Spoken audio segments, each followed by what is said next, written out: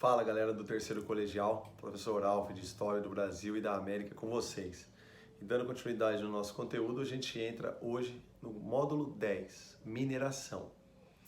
A mineração ela marca uma passagem importante no Brasil, dos dois primeiros séculos, 16 e 17, para o século 18, que representa um período de maior desenvolvimento interno da colônia, principalmente a partir da expansão das atividades econômicas em diversas regiões, tomando o ouro como centro, da economia, que vai ter uma demanda e uma necessidade enorme de abastecimento, mas também como um século de desenvolvimento e mudanças administrativas, de crescimento social, desenvolvimento social, crescimento populacional, com a emergência de novos grupos econômicos também, dirigentes na colônia, e que representam já uma crise interna do sistema colonial.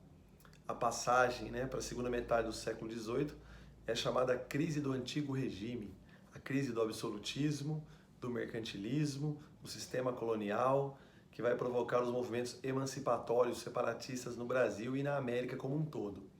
A mineração foi o segundo ciclo econômico da história do Brasil.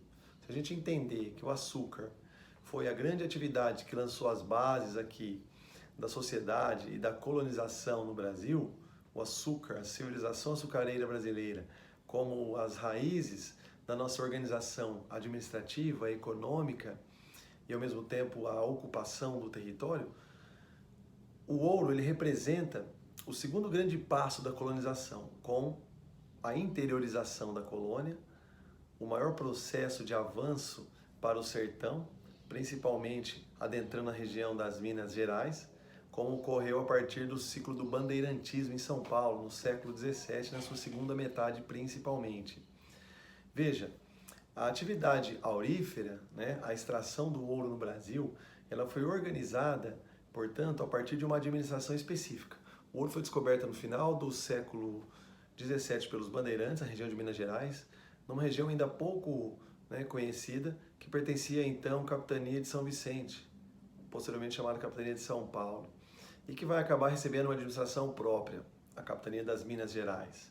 Lá, um órgão chamado Intendência das Minas vai iniciar o processo de identificação, divisão, organização das minas de ouro, principalmente dos chamados lotes ou datas. As datas eram essas unidades de divisão das minas na região de Minas Gerais, e principalmente porque o ouro encontrado no Brasil, ouro de aluvião, ouro de lavagem, grande parte dele se encontrava na superfície, estava ali situado na superfície e nas margens dos rios. Portanto, a divisão dessas datas era feita dentro, na margem dos rios, ao mesmo tempo ao seu redor, e sorteada, grande parte dela pela própria Intendência das Minas aos colonos, mineradores, proprietários de escravos e de terras na região. A descoberta de ouro também provocou ali uma grande tensão na região, principalmente a partir da chegada de um grande número de portugueses que entrou em conflito com os paulistas, os bandeirantes, dando origem ao período, ao conflito chamado de Guerra dos Emboabas. Os Emboabas, como eram chamados os portugueses, a gente viu no capítulo 9, no módulo 9, as revoltas nativistas.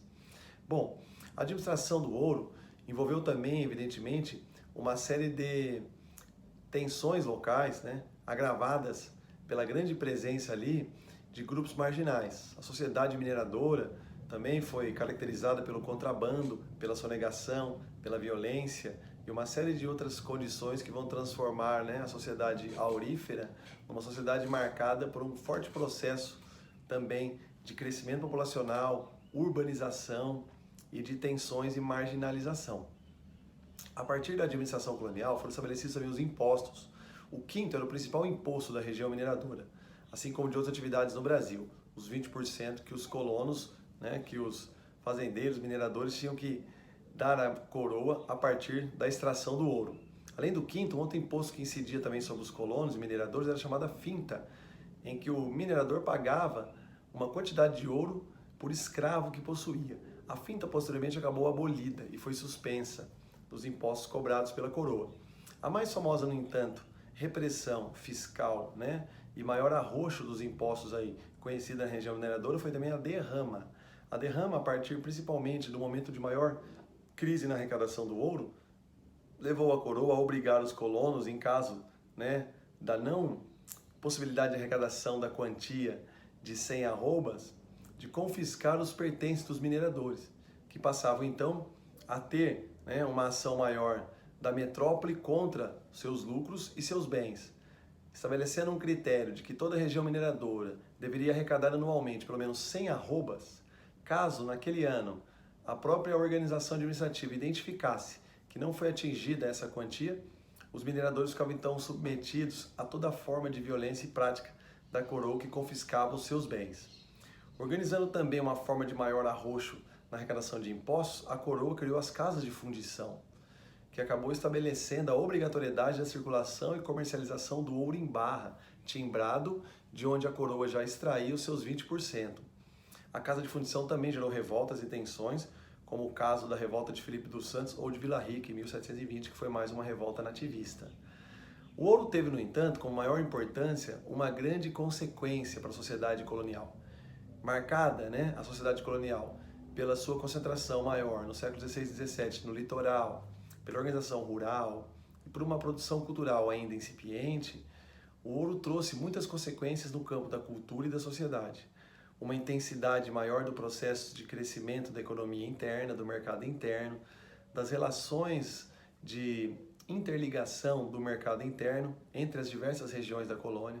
Com o crescimento populacional, novas cidades, núcleos de povoamento, vilas foram surgindo no Brasil, sobretudo no interior.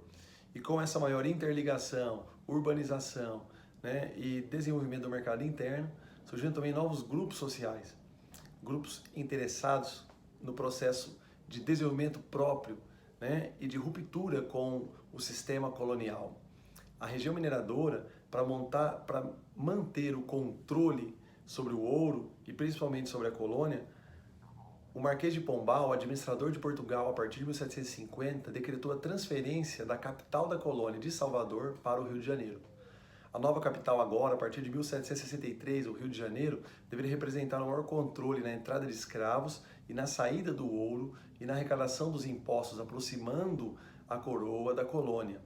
O Marquês de Pombal, ele é representante, né, do ideário despótico, que a gente chama de absolutista, mas ao mesmo tempo esclarecido, marcado pelas ideias de modernização e racionalização do iluminismo, do movimento do esclarecimento.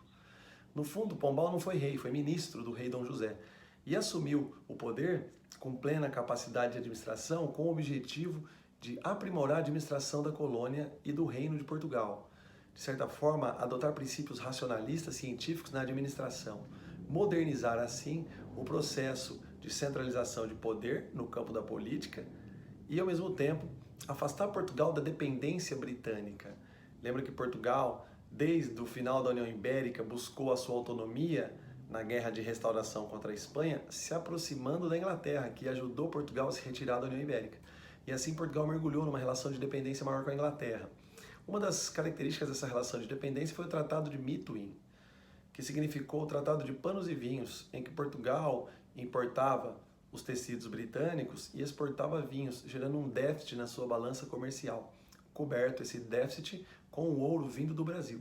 Grande parte do ouro extraído do Brasil por Portugal foi parar nos cofres britânicos. Quando Pombal assumiu o trono, buscou diminuir essa relação de dependência da Inglaterra, equilibrar as contas públicas, adquirir maior desenvolvimento econômico e, de certa forma, diminuir também o contrabando e a sonegação que havia no Brasil. Pombal promoveu várias medidas de caráter mais centralizador na colônia, modificando a capital para o Rio de Janeiro, abolindo o sistema de capitanias hereditárias, criando novos impostos como a derrama, e foi um símbolo do despotismo esclarecido e de uma administração racional mais moderna. As consequências do ouro provocaram no Brasil revoltas também de caráter mais emancipatória, como a gente viu, ou vai ver, perdão, a Inconfidência Mineira e seus desdobramentos.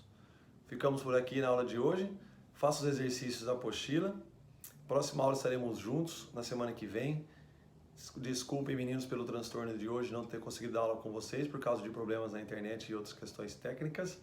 E semana que vem estamos juntos novamente. Beijo, obrigado. Qualquer coisa estou no particular para vocês me procurarem. Abraço.